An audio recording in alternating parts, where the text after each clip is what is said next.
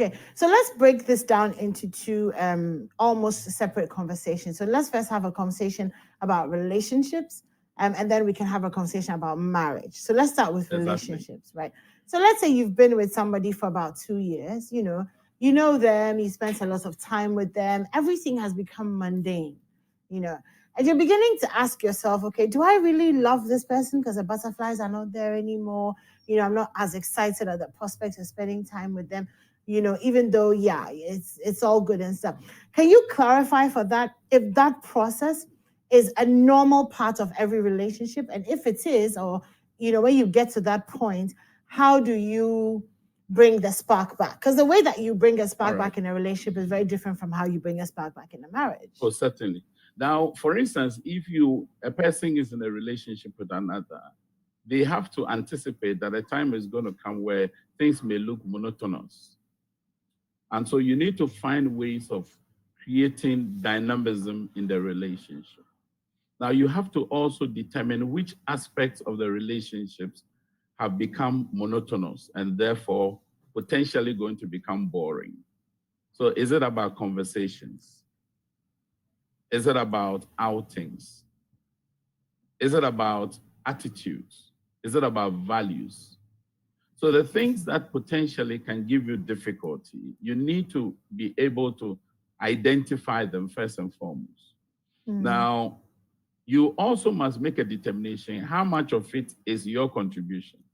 Because oftentimes what I see is that people are looking to getting a particular thing, but they are not willing to give off something. Now, it's a trade-off. It's an investment you're going to make.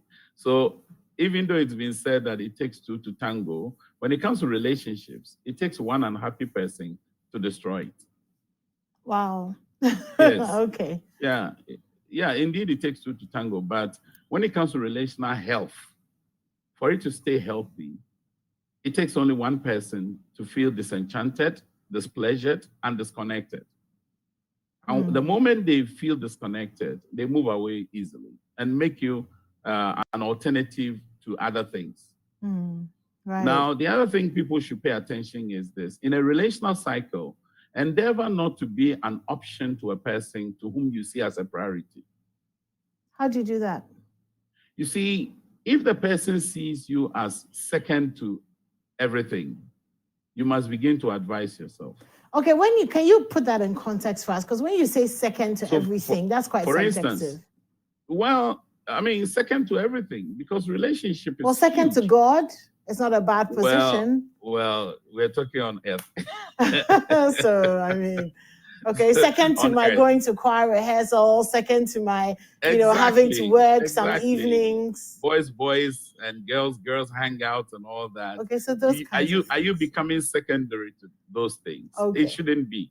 How about you ought to be a priority. How about the job?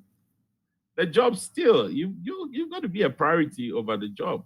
It doesn't mean you're going to sacrifice your work for the person. That's not what it means. It simply means that the person would have to identify that if their job is going to keep them busy, you are notified. Okay. But in a situation where the person does not inform you about happenings in their life and expect that you become a mind reader or a mood reader, that is potential crisis. Okay.